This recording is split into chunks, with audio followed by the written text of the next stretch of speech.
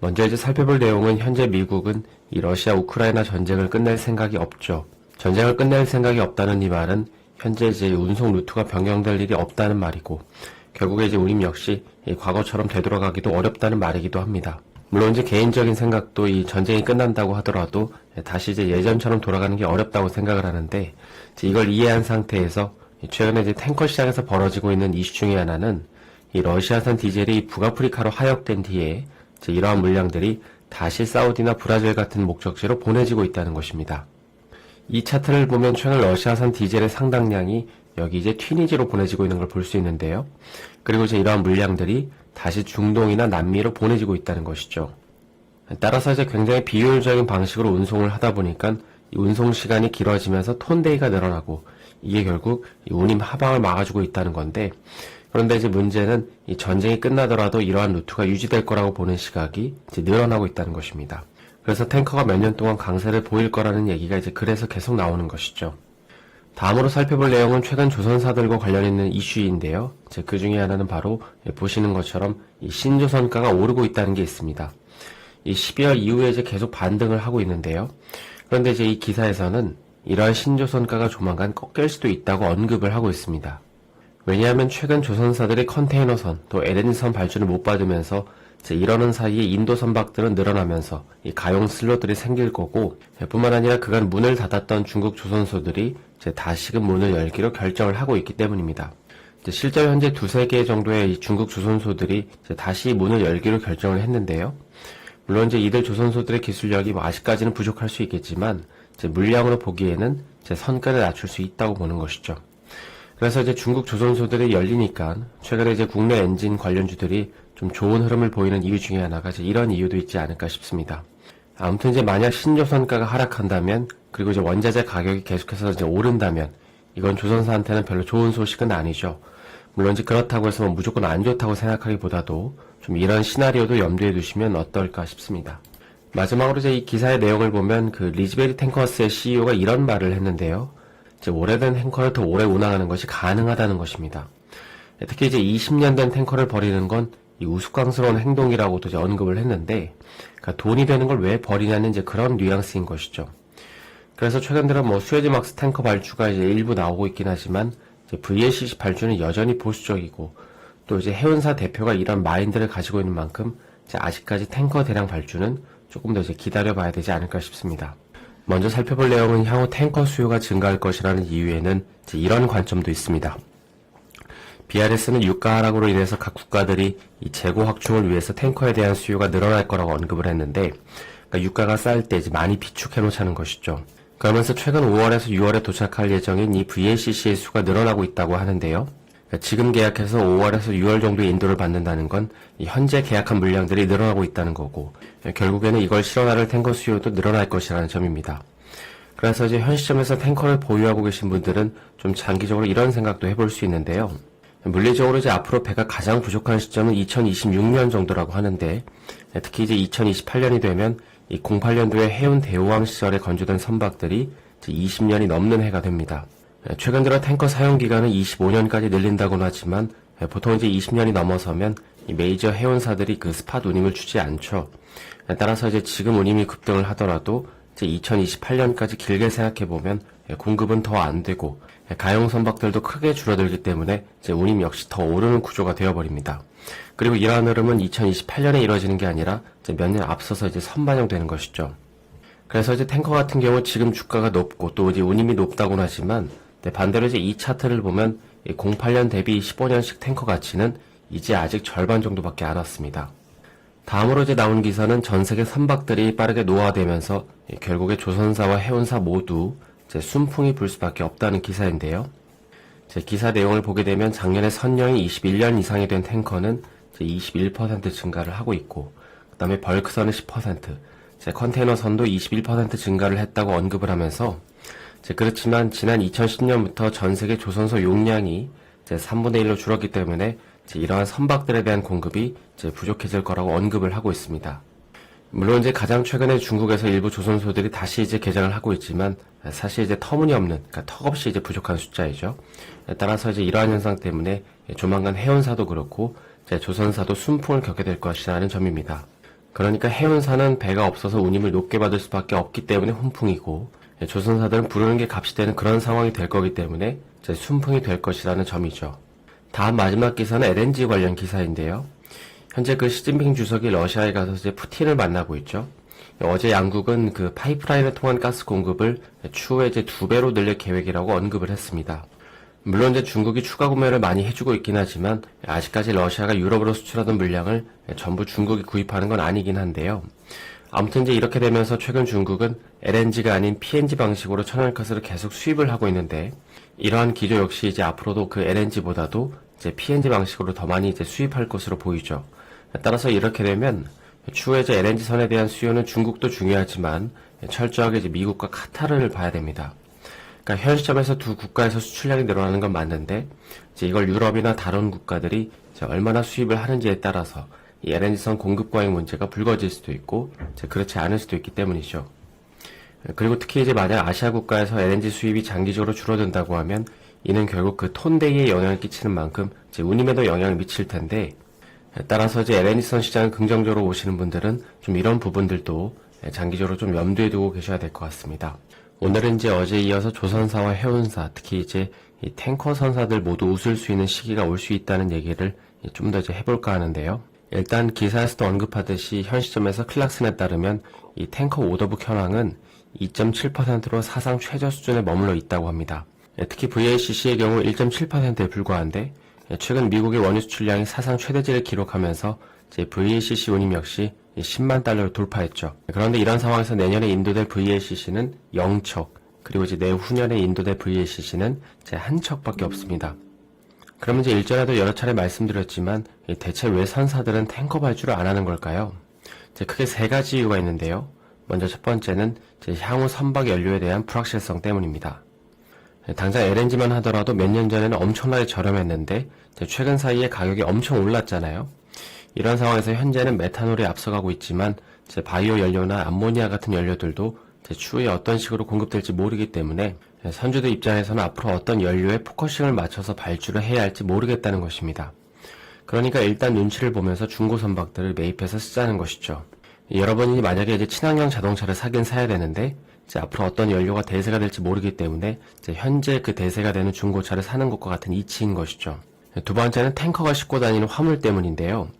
예를 들어서 오늘 내가 조선소에 탱커 발주를 하면 이게 다음 달에 나오는 게 아니죠. 최소 2년에서 3년 뒤에 인도가 됩니다.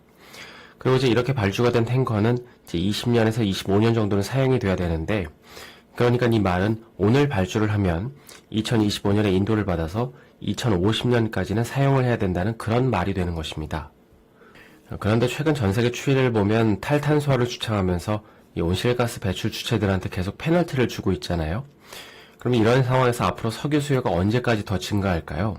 그리고 만약에 석유를 싣고 다니지 않는다면 다른 무언가를 싣고 다녀야 될 텐데 그게 뭘까요? 이런 질문이 생기는 것이죠. 마지막으로 발주를 하지 않는 이유는 탱커 자체가 너무 비싸다는 것입니다. 어떤 탱커 선주가 이런 얘기를 했는데요. 지금 한국에다가 VLCC를 발주하면 1억 2천만 달러는 줘야 되는데 여기다가 LNG 이중 연료 기능을 추가하면 2천만 달러를 더 줘야 되니까 1억 4천만 달러. 그러니까 너무 비싸다는 것이죠. 그러면서 지금 탱커 발주를 하는 선주들은 세금 혜택을 지원받거나 다른 용선 지원을 받는 선사들이라고 언급을 했습니다. 그러니까 정상적인 환경에서 발주가 나오기에는 어렵다는 것이죠. 그래서 현재 이 세 가지 이유 때문에 발주가 안 나오고 있는 건데요. 그리고 또 이런 상황에서 현재 조선소들은 이미 컨테이너선과 LNG 운반선으로 도크가 꽉 차 있고, 또 일부 경우를 제외하고는 아무리 빨라도 2026년 전에 탱커를 시장에 내놓을 수 있는 조선소는 거의 없습니다. 그럼 앞으로 시장은 어떻게 될까요? 먼저 이 탱커 시장 같은 경우 수요 증가는 결국 이 운임 상승으로 이어질 수밖에 없기 때문에 선주들의 이익은 더 늘어날 수밖에 없고요. 그리고 또 배가 부족한 시점이 영원히 지속되진 않겠죠. 따라서 선사들이 어느 정도 부채를 정리하고, 또 러시아 우크라이나 전쟁 이후에도 이 현재와 같은 운항 노선이 지속될 거라고 판단되면 그때는 조선사들에게도 탱커 발주를 할 수밖에 없다는 것입니다. 사실 원유를 환경적인 관점과 연결지어서 생각하시는 분들이 많은데요. 그런데 정확히 말하자면 이런 에너지는 안보와 관련지어서 보는 게 맞습니다. 그러니까 우리 집에 석탄 에너지를 통해서 공급되던 전기가 끊겼는데, 전기가 끊겼으니까 환경 보존할 수 있겠다라고 생각한 사람은 거의 없죠. 그러니까 지금 당장 내가 먹고 사는 문제가 중요하지 친환경에 대한 이념이 중요한 게 아니라는 것입니다. 그래서 이제 조선사나 탱커 선사에 투자하시는 분들은 좀 이런 점들을 크게 그려놓고 참고하시면 될 것 같습니다. 먼저 여러분이 멤버십에 가입하시면 조선해운 관련된 여러 외신 자료들을 이제 실시간으로 볼 수 있는데요. 당장 보고 계시는 트레이드윈지만 하더라도 3달에 361달러, 그러니까 46만원입니다. 그런데 멤버십은 한 달에 3만원이니까 이러한 비용을 획기적으로 절감시킬 수 있고요. 그리고 트레이드윈지에 더해서 블룸버그나 다른 이제 외신 기사들도 많이 볼 수 있는 만큼 많은 분들의 관심 부탁드립니다. 오늘은 이제 주로 탱커에 대한 뉴스가 많이 나왔는데요. 결국 이제 해외 시장이 조선사 발주로 이어지는 만큼 이제 조선사에 투자하고 계시는 분들도 이제 이러한 시장 동향을 좀 참고하시면 좋을 것 같습니다. 먼저 이제 일단 이 차트는 오션 플랫폼에서 가져온 차트로서 이제 여기 이제 파란색 그래프가 고공 행진하는 걸 좀 볼 수 있죠. 그러니까 바로 이제 중국으로 수입되는 석탄의 물동량입니다. 보통 이제 사실 이 시기에는 계절적으로 이제 보시는 것처럼 비수기임에도 불구하고 지난 이제 1, 2년 사이에 성수기 시즌의 수치를 이제 그냥 넘어서는 걸 볼 수 있죠. 그래서 최근 드라이버크 시장을 보면 철광석도 반등을 하고 있지만 이제 주된 반등의 사유는 바로 이제 석탄입니다. 올해 이제 벌크선 시장을 보면 철광석은 내년부터는 의미 있는 회복이 될 거고 이제 석탄과 곡물 시장이 크게 반등하면서 이제 중소형 벌크선이 회복되다가 내년부터 본격적으로 중국 철강 시장이 회복될 거라는 뷰가 많죠. 그래서 이제 실제로 이 차트를 보면 이제 석탄이나 곡물을 싣고 다니는 여기 이제 수프라막스, 그러니까 이제 초록색 그래프가 크게 늘어나는 걸 볼 수 있습니다. 반면에 이제 진한 파란색인 여기 케이프 사이즈는 이제 그렇게 의미 있는 이제 수치가 늘어나지 않고 있죠. 따라서 이제 벌크선에 투자하시는 분들은 이제 무조건 철광석 시장이 회복될 거라고 단정 내리기보다도 이제 올해는 석탄과 곡물 위주로 회복되면서 이제 내년부터는 이제 본격적으로 철광석 시장이 회복될 거라고 보시면 될 것 같습니다. 그러니까 이제 같은 이제 벌크선에 투자를 했다고 하더라도 이제 보유한 선종에 따라서 주가 흐름도 이제 차별화가 나타날 수 있다는 것이죠. 다음으로 이제 살펴볼 점은 어제 미국 에너지부 장관이 이제 전략 비축유, 그러니까 이제 SPR 재매입을 올해에는 하지 않겠다고 발표를 했습니다. 최근에 이제 유가가 크게 하락하면서 이제 미국이 원하는 가격대까지 왔잖아요. 근데 그럼에도 불구하고 이제 올해는 넘어가고 내년부터 할 거라는 것입니다. 그런데 이제 한편으로 생각해보면 유가라는 게 이제 본인들이 원하는 가격대를 맞출 수 있다고 생각하는 건가 싶기도 한데요. 그러니까 사실 환율과 유가는 뭐 우리가 예측의 영역이 아니라고 하잖아요. 그런데 이제 내년부터 재매입을 할 거라는 건 이제 본인들이 원하는 가격대를 좀 맞출 수 있다라는 자신감이 있다는 것 같기도 합니다. 아무튼 이제 SPR 재매입이 이루어지면 이건 무조건 탱커로 실어 날라야 됩니다. 따라서 결국 해상 원유 물동량 증가에 따른 이 탱커 수요는 더 늘어날 거고 이제 이게 결국 운임 상승으로 연결되는 것이죠. 마지막으로 이제 몇 년 전에 그 컨테이너선 시장 초호황으로 인해서 엄청난 발주 사이클이 나온 것처럼 어쩌면 그 다음은 이제 탱커가 그렇게 할 수 있다라는 기사입니다. 어제는 이제 탱커 발주가 안 나오는 이유에 대해서 설명을 드렸다면 오늘은 이제 그럼에도 불구하고 탱커 발주가 나온다면 이제 그 이유는 무엇인지에 대한 기사가 나왔는데요. 일단 이제 우리가 조선사든 해운사든 이제 조선해운업을 두고 말할 때 이제 슈퍼사이클이 총 2번 정도 있었다고 하죠. 먼저 이제 첫 번째는 이 중국이 세계 공장 역할을 자처하던 2003년부터 2008년까지이고 두 번째는 바로 코로나 기간인 2021년부터 이제 2022년까지입니다. 물론 이제 현재도 영향이 이제 지속되고 있다고 하시는 분들이 계시는데요. 어떤 분들은 2010년 중반에도 이제 슈퍼사이클이라고 보는 분들도 있는데, 근데 사실 그 임팩트 측면에서 보면 이제 2번이라고 보는 시각이 많습니다. 그런데 이 2번의 사이클 모두 이제 곰곰이 생각해 보시면 철저하게 수요 주도의 사이클이었습니다. 배가 이제 부족해서 생긴 게 아니라 이제 배가 필요해서 생긴 사이클이라는 것이죠. 그런데 이제 만약 앞으로 한 번 더 이런 사이클이 오게 된다면 이제 이번 사이클은 특이하게도 이 공급 주도의 사이클이 될 가능성이 굉장히 높습니다. 그럼 이제 이런 상황에서 앞으로 갑자기 이제 탱커 발주가 많이 나오려면 이제 어떤 환경이 좀 조성이 돼야 될까요? 일단 이제 2년 전에 컨테이너선 대량 발주가 나온 시점을 생각해 보면 이제 HMM 같은 경우 지난 10년 동안 제대로 돈을 못 벌다가 거의 2년 동안 이제 10년째 돈을 벌었습니다. 그러니까 탱커 시장 역시 이 정도 강도는 나와야 된다는 것이죠. 그리고 이제 이런 상황이 되려면 이제 컨테이너선 시장처럼 탱커도 이 장기 용선 계약이 적극적으로 체결이 돼야 되는데요.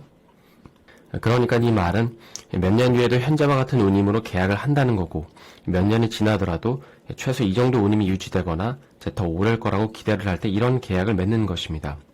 따라서 이제 이걸 이해한 상태에서 최근 탱커 시장을 보면 3년 이상 정기 용선 계약이 그렇게까지 많이 체결되고 있지는 않은데, 즉 3년 뒤에로 이 정도로 운임이 강세를 띌 거라고 예상하는 선사들이 아직까지는 없다는 말이기도 한 것이죠.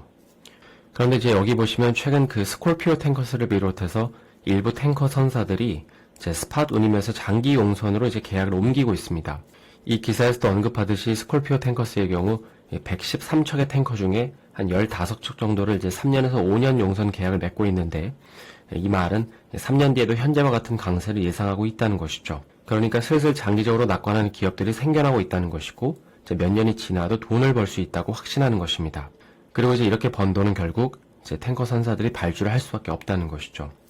왜냐하면 이제 가용 선박들은 계속 줄어드는데 이제 운임이 견고하면 이제 컨테이너선처럼 발주가 나올 수밖에 없기 때문이죠. 따라서 이제 조선사에 투자를 하고 계시는 분들 같은 경우 이제 지금은 탱커 발주가 나오기 힘든 상황이긴 하지만 앞으로 이런 시나리오가 있기 때문에 이제 이런 관점으로 계속해서 좀 뉴스를 찾아보시면 도움이 될 것 같습니다. 한 주간 수고하셨고요. 오늘 영상이 도움되셨다면 좋아요와 구독 부탁드립니다.